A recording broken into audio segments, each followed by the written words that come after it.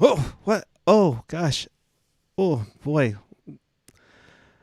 What a snoozer that was. Boy, howdy. But the Sharks prevail and get something they haven't had all season. What's a shutout?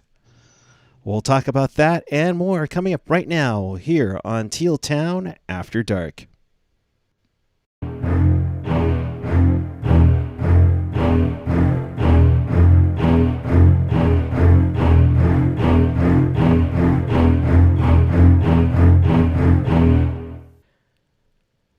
With that, we say good evening to you. It is Tuesday night, January 30th, 2024. The San Jose Sharks are victorious for the 14th time this season, shutting out the Seattle Kraken, who wasn't released, 2-0. And we welcome you to this edition of Teal Town After Dark, your live interactive Sharks post-game. We do this after every game, so if you want to be part of the show, here's how you do it. Chat with us and fellow Sharks fans all over the world and in Sharks territory on the YouTube page or the app. Of course, follow us on the socials everywhere you see. And, of course, find everything at tealtownusa.com. And if you want to support the show, feel free to do so via Venmo at tealtownusa. And you can also hit us up in the Super Chat right now if you're watching us live. With that, I say good evening to Ian Reed. Ian, did you drink some coffee for that third period? No, I mean, so for those keeping track, this is my fourth show in a row. So coming into this show, I was like, man, I am running out of shit that I can just randomly blabber on about. And this game did not help that. I was gonna say, and then this game happened. Oh yeah, I mean, and what can you do at this point but kind of laugh at this point, because it was a pretty crappy game, and the Sharks end up winning, and it's kind of like, I mean, again, what can you do but laugh, right? Like, I mean, happy for Mackenzie Blackwood to get a shutout. You know, it's the one thing that I think I've said, often, is that the guys that I feel really bad for on this team is generally the goaltending, because I think they've both been really good this year, and they don't really get rewarded for it very often. So I'm happy for Mackenzie Blackwood to get the shutout tonight. Yeah. But, I mean, it's like you want to get mad at the tank, but I mean, how, like... Sometimes how can't you? You can't. I mean, you can't be mad about the tank tonight if you watch this game. Like, if you didn't watch this game, you'd be like, "Oh, the Sharks won. What the fuck are they doing?" But, like, how do you be mad at this game? Like, it's not like the Sharks put up much of a fight. It's one of those weird nights where the Sharks have 7 shots on goal going into period 3. Yeah. And Marc-Eduoard Vlasic is leading all players with 2 shots on goal. What is happening? My God. You know what? I will give Vlasic credit, because I find he does a really good job of finding ways to, like, pinch into plays. Like, look at Marc-Eduoard Vlasic's contract hasn't aged particularly well. And I thought of all the long-term contracts that were signed, I thought that was going to be the one that was going to sign, that was going to age among the better of them, right? Right. You have a guy whose defense is generally stick first. He's not an overly physical guy. He doesn't overly play the body, so it's like you figured that the body would have lasted longer than it did. Now, Marc-Eduoard Vlasic, I think it's, without getting into, like, super TMZ here, to say he's had some personal issues over the years is probably fair to say, and you wonder what impact that's kind of had on his game going forward. Again, I'm not, I don't want to get super into detail on that, because that's not what this show is, but nope. I think it should at least be noted. So but he does a good job of, like, and he's on a little bit of a heater right now, and it's because he does good job picking his spots of when to jump into to play offensively. And I think because people don't look at Vlasic as an offensive threat, and for good reason, when he does decide to jump into the play, I think he generally does it, and the other team doesn't really react to it. And that's kind of been the secret to his success over these last few games. And it's been nice. He opened the scoring in the third period, his fourth goal of the season, fourth goal in his last 8 games. And you're right. We don't want to get into TMZ because that is a personal thing. But, I just think it deserves to be noted that, yes, his game has kind of fallen off, but maybe it's not all because of the game. Right. And I think we noticed that, and just in these last 8 games, it's definitely turned a tide, which, good for him on there. So Vlasic's goal would be the game-winning goal to make it 1-0 Sharks in the third period. The Sharks, as previously mentioned, only had 7 shots on goal going into the final frame, and then go on a crazy pace where both teams even up at 14-14.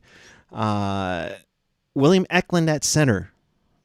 Your thoughts? Great. Yeah, great. I thought he did a great job. I don't know what his face-off numbers were, but I think face-offs are incredibly overrated. I know people get mad in the chat when I say that, but I think they're, it's just another. It doesn't matter if you win the face-off. If you can't hold the puck after you win the face-off, then your one face-off means nothing, right?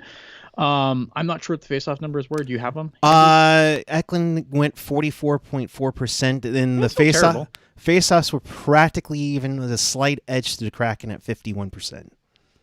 Yeah, so I thought he did well. I thought that when his line was on the ice, I thought they pushed play, and I think it was he really did well. And it's kind of, I think there's going to be a lot of people asking now, why hasn't he been playing center longer than this, right? And I get it. Playing center at the NHL level is hard, and the Sharks do have, say what you will about the centers they have, but I think they have some decent centers, like good veteran centers on this team. Right. Tomas Hertl, obviously being out, gives Eklund the opportunity to play center. I think Mikael Granlund's been really good this, he's not amazing, but I think he's been fine, right? And in a situation like this, you don't want Eklund playing as your third line center. So I think playing him on the wing was probably the play that I would have went with. But I think a lot of people now are probably going to, and rightfully ask, not that, again, this game was kind of garbage. But when the Sharks had nothing going, it seemed like Eklund's line was the one that got things going. And on Vlasic's goal, Vlasic gets the goal, he gets the glory, but Eklund did all the work. Right. And Eklund was flying. He even had that spinorama afterwards. You could see how everything picked up after that goal, and after that little tussle. I know it was technically a fight between Cunnin and Borden, but you could see the speed, the energy pick up. He had that spinorama drive to the net, which was like Sports Center top 10 in both if he scores it. But I think he was playing fine. I think that was his game all game though. I hate when it's like, oh, these guys got into a fight and then this started happening. The Sharks have done this all year. The Sharks have gotten miserably. The number of shots they had in the first 2 periods was putrid. And I feel like this has been a reoccurring theme where they get heavily outshot in the first 2 periods and then they just kind of empty the tank in the third, or the team falls asleep that they're playing. And then they start, or they have a situation where they're already down 1 million goals. So, right. Of course, the other team lets up, and then the Sharks get all these points in the third period. It's a situation where I just think we've seen it so many times this year. No, absolutely, and especially with them being down with a few shots, and then they turn it up a bit in the third. It definitely is something that's been their ammo all year. To try to get something going. And this is against the team that, they got destroyed 7-1 in Seattle before American Thanksgiving. So, the Kraken obviously not having the season that many people hoped they would have after their showing last year where they went to the playoffs. We've talked about this a few times. The Kraken benefited from just a stupid shooting percentage last year where everything they put on the net seemed to find the back of it. hasn't been that way this year.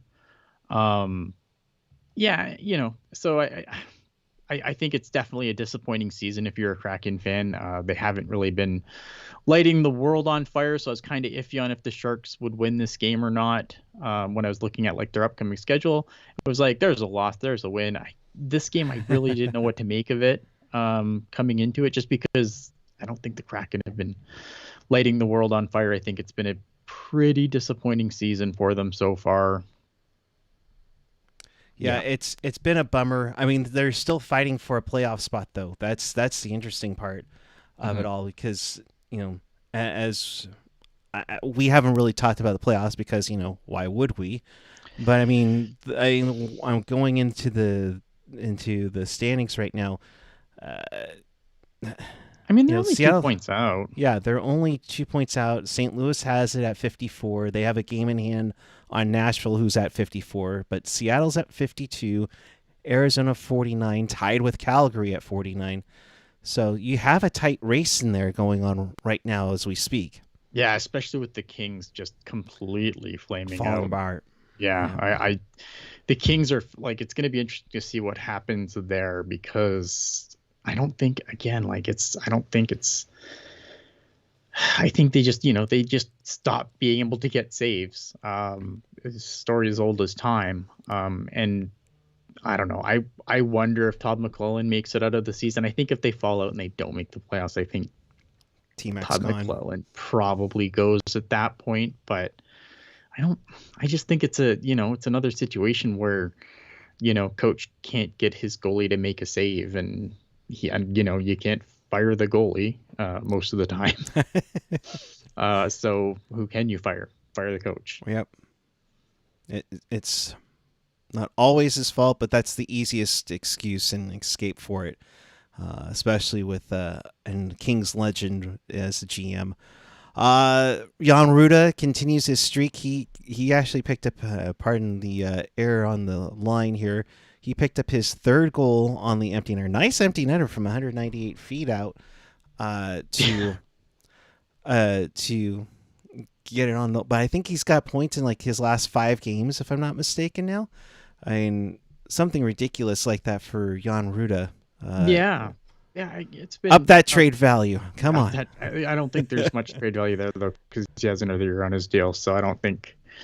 I mean, some of them might roll the dice, but I just think with the cap being as tight as it is, I think Jan Ruda is not a guy that I would circle to move out. Mm-hmm. And I think honestly, like, he's not right? He's a guy. Like, I should be probably kinder. I mean, he is a 2-time Stanley Cup champion, but like, I don't mind having a guy like Jan Ruda on the blue line. I think he has a lot to teach other guys. Like, I think he's you can see him between, plays kind of talking to Mackenzie, and you need guys like that around, right? I think that the Sharks have a lot of defensemen that they don't need, but I don't think Jan Ruda is one of them. Like, they have a lot of like just 6th, 7th defensemen, but Jan Ruda's presence on this team doesn't offend me. No. But you need that veteran presence right now while the kids develop. And now you're seeing Mackenzie up. You're seeing Thrun up, although Thrun's out with an injury. It's nice to see. So yeah, and I think Mackenzie has been really good so far too. In his call up, we know how these things work. But the way he's played, I don't know how quick I would be to send him back down to the Barracuda either. I think he's been good. Maybe that's why they would send him back down. But I think he's done really well in the NHL. Actually, better than I expected him to be completely honest. Like, I like Mackenzie and I like his game, but I didn't think he was going to look this good at the NHL level so quickly. And just this 85 mile per hour slap shot just looks like, boom, okay, it's like no big deal, and it's like, all right, we'll go with that. He makes he takes the early penalty and a fairly disciplined game in this sense. I think we only had one penalty each way throughout the night, and so yeah, and that penalty was like, I guess it's a penalty, but meh, yeah, indeed. A lot of meh this game. Oh, seriously. Who wasn't meh? I would say Mackenzie Blackwood, 32 saves on 32 Mackenzie shots. Blackwood was great. Again, right? Like you want to see the guys that I felt the worst for this season has been the goaltending, because obviously when you look at what they've done and you've looked at their numbers, they probably deserve better than this. So yeah, anytime like they can, get a slot in the win column, I'm not gonna argue. I mean, obviously there is concerns right now, obviously with the Blackhawks missing some pieces and being just kind of settling into being brutally bad now, and the Sharks kind of picking up points here and there is obviously concerning, but at the same time, yeah. I acknowledge again it is a lottery, and you want some good things for some guys, because again, right, some of these guys we want to be here for the long term and part of the solution going forward, and so I don't want it to be a complete absolute tire fire. Games like tonight, where they win, it's kind of like whatever, but I mean, man, I just want to watch good hockey, and yeah, we did not watch that tonight. No, so the win kind of is like meh. Yeah, it's just that one was a tough one to take indeed. Dave B. Oh man, I usually agree with you, Ian, but I don't like that take on Ruda. He's only been better against Ohotyuk and Burrows. With Jules saying Ohotyuk needs to be in AHL, but waivers are a thing. Yeah, well, Nikita Ohotyuk, right? Like, again, but here's the thing, right? Again, he's a guy who's got another year on his deal. We had to take some contracts back to make the Erik Karlsson thing work. I think you can look at. I mean, yeah, is he just I think everyone's better than Nikita Ohotyuk at this point. I don't understand why he continually draws into the lineup, why he hasn't been sent to the Barracuda. I've been pretty clear on this. But I mean, Burrows, like, is he? I don't know. I mean, is he? He's a guy that I think is nice to have on the bench, because he's a guy who can share a lot of wisdom. And I think you can see him trying to work with the younger guys, where I think some of these other guys are more focused on their own game because they're trying to stay in the lineup too. Whereas a guy like Ruda kind of has a little bit of cachet. But I mean, like, this is a line that has, you have Burrows, you have Jake McDonald, you have, you know what I mean? Like, there's a lot of guys on this team. Jan Ruda is going to be here a while. If he's going to go anywhere, it's going to be next season. And I think he has benefits to the younger players that we want to be a part of the solution going forward. And I think Jan Ruda is a guy that they can definitely learn things from. Guy who's been there, done that. Is he the greatest defenseman ever? No, but there's guys that have to fill spots on this team, and I don't think Jan Ruda is taking away a spot that another guy deserves either. So I think that's part of it. Yeah. Darren Stevens with a note about Jan Ruda, the first undrafted Sharks D-man to have a 5-game point streak, 3 goals, 3 assists since Brendan did it. Dylan did it in March of 2018. So, nice little stat there for Pickles. It's his first game winner since November 29th, 2019 against LA. His 13th game winner of his career on there. But yeah, you need to have some veteran presence. You can't just have the kids just, throw them out there and be on their own. Especially Muck and Thrun. Now, are we calling him Muck or are we calling him Shaq? I heard a couple others. Call him whatever you want. Okay. I don't know what I'm calling him. Hey, I'm just glad I got the spelling down now. I haven't picked a nickname for him yet. You think I would watch him on the Barracuda all year? I don't know. I mean, everyone's entitled to their opinion. It's fine. I just think that I think he's a valuable guy that's going to be, because he's going to be here whether we like it or not. So right. I think if he has positives to add, which I think he does, again, because you see him working with some of the younger defensemen on the team, talking to them on the bench and stuff. I think that's you need that for guys that are developing, and you need that for a team that wants to be good. I mean, the state of the Sharks thing there, obviously like Mike Greer stopped short of like making this is when we're going to be good again, but he Right. kind of said two years like is kind of what he would like to see. So I mean, I think that's a little generous, but if that's the plan, like you want guys that your young guys can learn from. Completely agree. Once these kids get better, then you can start thinking about making some moves around.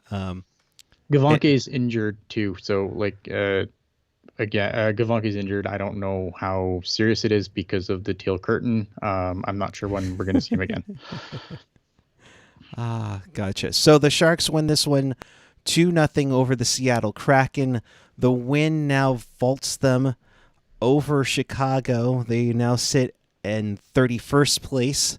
They're both even in the standings. Chicago has 2 fewer losses in overtime at 14-34-2. The Sharks are at 14-32-4. Yeah. So you have that going for you there. Anything you want to put on the top of this game really quick? No, I'm sort of things to talk about, man. Like, okay. I don't know. I mean, maybe someone in the chat has something that they, if anything, but yeah, like me to defend myself for. I don't know. Yeah. Look at again, right? I'm not gonna come on here and like get mad because again, it's a lottery. So I'm, like, yes, would losses help at this point? Yeah, for sure they would. And and could the wins be at least entertaining? That would be nice. If you're gonna win, at least be entertaining about it. This game, it's like, should they have won? I guess. Yeah. Maybe. So, Sleepy Mofo saying, "What is?" Yeah. Good question. Soon, I hope. Yeah, no, seriously. So let's transition to that. Bedard was supposed to be an all-star. He's not going to go to the game. Hurdle currently right now day to day, so there's putting that risk up there. So I put a poll question up on the YouTube page right now. If you're watching this live, just go ahead and put your vote in. Who should replace Hurdle if he can't go to the All-Star game? William Eklund, Fabian Zetterlund, or don't need a rep, send somebody else? See, I don't think that every team needs to be represented, but that's kind of what they try to do. So, I mean, I figure they would send another Shark at this point. Does everyone need to be represented? No, I don't think so. I mean, the whole All-Star game, it's not worth the anger that people have over these things. True. So it'd be really like, I don't really have a strong feeling one way or another. I think it'd be cool. Like, it'd be, has Eklund done enough to go? I guess so. I don't know, man. I mean, if they send it, like, I don't know if, like, I watch the skills, man. That's it. And the game might be background noise. I don't care. Yeah, no, like, it's. I wish I could come on here and have like a really strong take here, but I just don't care. Okay, let me put it this way: if Hurdle says no, or Hurdle can't go, which Shark are you pulling? If you have to take one. Yeah, I guess you take Eklund. Like Eklund, Zetterlund. I think they're both fine choices. I mean, hell, at this rate, maybe Marc-Eduoard Vlasic needs to go. I don't know. Yeah, it's indeed. So I want to thank the over 40 people who have taken the poll right now. I'm trying to pull it back up on the phone here. 45% are saying William Eklund should go if Hurdle can't. 34% saying Jan Ruda. Yeah, we'll send Jan Ruda. There we go. Yeah, there you go. I'm fine with that too. Looking at some of the comments coming out of the locker room, Shane, thank you very much for your quotes here. Vlasic, who would have thought? I can still play this game. I mean, such a saucy bitch. I mean, but he was never like this. Like the first couple of years of the league, someone gave him crap. I think it was like Craig Rivet gave him crack, and then I think I remember him saying, "Yeah, I said something to Pickles and nobody, and he hasn't said anything for 2 days." Now he's like, so I think like Vlasic's chirpy. hilarious because this is a guy like I love Saucy Vlasic because this is a guy, remember, like the 1 year where he had like no actual penalties but had like a bajillion minutes because he kept getting misconducts Right. for beaking the refs. It's David Quinn on Vlasic. He's going to be a Hall of Famer. Well, I don't know about that, but yeah. I don't know about that, but I mean, if you were to recognize defensemen, does that get you in the Hall of Fame? Yeah, that's the catch. Is that you need some numbers, you need some shiny things in your resume, and because it's not all around. Like it's not the Hall of Very Good. No, I don't know. Like that's an interesting thing, and I think it would be an interesting conversation to have. I just don't think I just think there's not enough counting stats there. Yeah, I don't like see even it. Like I can't imagine like looking at his numbers, right? Because I think numbers are still important. I mean, like does he have some hardware? He has some hardware, but no Norris. Mm-mm. He has a couple gold medals. I mean, that's good, but right. Does that get you in the Hall of Fame? I don't think so. Right, and that's the problem is that I don't think the Olympic medals are going to do too much, but in his heyday, I mean, and we'll never forget 2016 what he did to the first 3 rounds, just shut down like the goal scorers like crazy. Yeah. I mean, look at like Vlasic. There was at one point where he was the best defensive defenseman in the league, and it wasn't particularly close. I just don't think that gets you in the Hall of Fame. Right. No, I completely agree. So even though it's been great, but no, I don't. I have to disagree with you, David Quinn there. So we got one more game to go. We have Sharks and Ducks on Wednesday in Anaheim before they go off to do whatever for 2 weeks. But they're off for a while, aren't they? Yeah, after tomorrow's game against Anaheim, they do not play again till Valentine's Day. In fact, the Niners will have played the Super Bowl and before the Sharks play again after tomorrow night. So Jerry F with the super chat. Thank you very much. My son and I are celebrating a Sharks win. We appreciate the donation as always. If you are not familiar with super chats, they will go and help support the show. Yes, we keep the lights on. Yes, it's like a Motel 6. Your donations will leave the light on for you. But as I was getting to, you got all kinds of all-star stuff this weekend around the hockey world. You have the fantasy draft and then the women's 3-on-3 showcase on Thursday, the NHL skills on Friday, the All-Star game Saturday afternoon. And then that Saturday afternoon kind of kicks off everything in San Jose for the AHL All-Star weekend. And then, of course, we have the Game Worn and Collectibles Expo. If you're familiar with downtown San Jose and around the Shark Tank, this is at the Poorhouse Bistro Studio. If you're longtime hockey nuts, this is where Power Play Hockey used to be. It'll go from 10 to 6 p.m. on Saturday, February 3rd. A lot of collectors. Of course, I know a lot of them personally, so got to give them a shout out to kind of getting things going with the All-Star Weekend festivities here. And then you have Sunday, the Texie Arena will be open early from 2 to 5 for All-Star Fan Fest. I think Chichu, Boyle, among others, will be there to sign autographs, and there'll be fun stuff all around Texie Arena. Of course, the skills competition is at 5 p.m. I want to say that's AHL TV only. If I'm not mistaken, is it up there for TSN?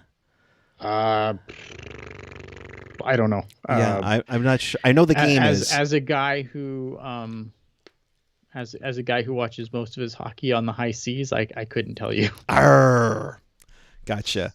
On Monday, there will be a AHL Hall of Fame induction ceremony at the Montgomery Theater in San Jose.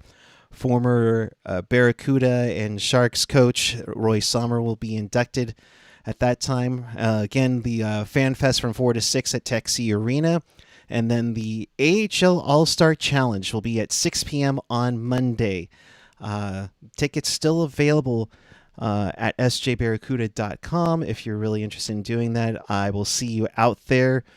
Still finalizing our plans for coverage, but we will be out there in full force. The game, if you aren't going, I believe it is on TSN in Canada. It's on NHL Network in the United States. And, of course, if you have the AHL TV package, you get that as well. I watched. That's where I feel like I watched it last year. It'll be interesting because speaking of guys potentially not being able to go, obviously I think there's obviously concern right now that Gushchin hasn't played a little bit, and they have him as kind of day to day. They've been a little more open about his stuff than other stuff as far as injuries go, because it's really hard to get information on Barracuda injuries, right? Right. And so, but they seem pretty confident that he might still be able to go. I wonder if, it's, again, you want to talk about bad teams and who do you send? I'm curious, like obviously being in San Jose, if Gushkin can't go, I wonder if they send someone else, and I have no idea who they would send at this point. Would they for the Barracuda? Bordelot, maybe? I mean, that would be I think Bordelot's had an okay season, but it's been kind of on and off injuries. I'm not sure, Gavanke would be a guy that I would send, but I don't know how long he's going to be out. So it'll be interesting to see who represents the Barracuda. If it's Gushkin, which I hope it is, because obviously, not to get too into the Barracuda right now, because we are going to do a Barracuda show on Thursday with me and Jules. So stay tuned for far more in-depth stuff there, but you're hoping it's Gushkin, because the one frustrating thing, other than the fact that the Barracuda are really bad this year, has been the fact that every time they seem to get a piece back, they lose a piece, like a significantly equal piece. Thomas Bordelot goes out, he comes back the game after they lose Gushkin. It's been a very frustrating season for the Barracuda faithful. Yeah, it's a tough one. It's, to lose somebody and then you get somebody back and then they go down, and then it's just been a nightmare and a half, I think, on both ends. Yeah, I haven't really thought about Mike Molasses with the Ethan Cardwell AHL. Yeah. Maybe. I mean, I haven't really put a lot of thought into it. Maybe I'll put some more thought into it before Thursday's show. Yeah. So be on the lookout for that. Another Teal tinted glasses Thursday. So we got all kinds of coverage of the Sharks organization. So you have this one tonight. We'll recap Sharks and Ducks tomorrow. True. I believe that's a 7 p.m. start in Anaheim. So about 9:30, I believe it is. I think it's Landy and Jules doing that show. So. And then Thursday night, 7 p.m., it will be Teal tinted glasses. And then we'll be all over the place for AHL All-Star Weekend. We'll do something. I'm sure we always do. Maybe something cool will happen. We can actually not do content for content's sake, which would be nice. I'd love the Sharks to actually do something, and then we could talk about that. That'd be cool. That'd be great. That'd be really fun. So.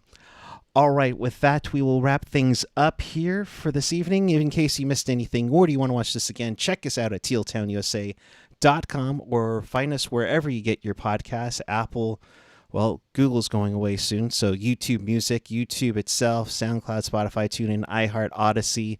And if you are watching and enjoying us on YouTube channel right now, smash that subscribe button, hit the thumb up, leave a comment in the below telling us what you think of the Sharks overtaking 31st place in the NHL with a shutout, 2-0 over the Seattle Kraken.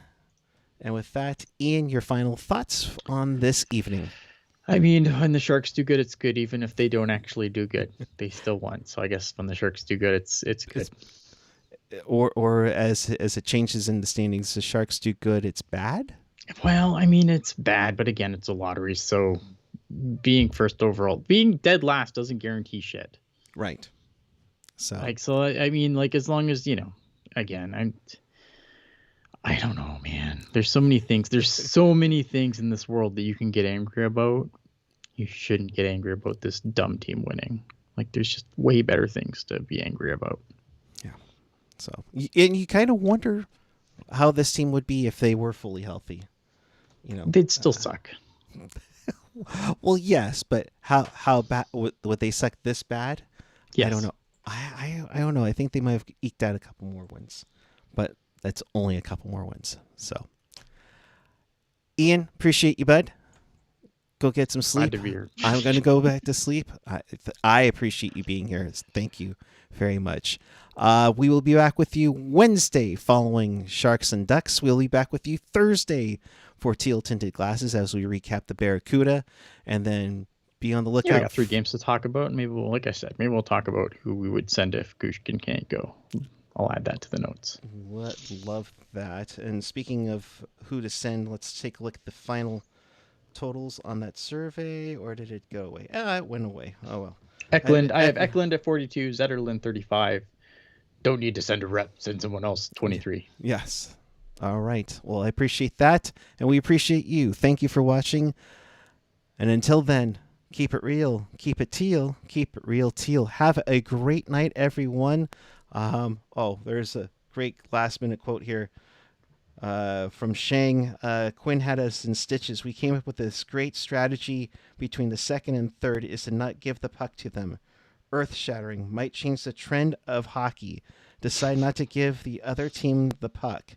It worked wonders, so maybe we try it again tomorrow night. Well, until then, thank you, David Quinn. Until then, teal together, everyone. We'll see you tomorrow.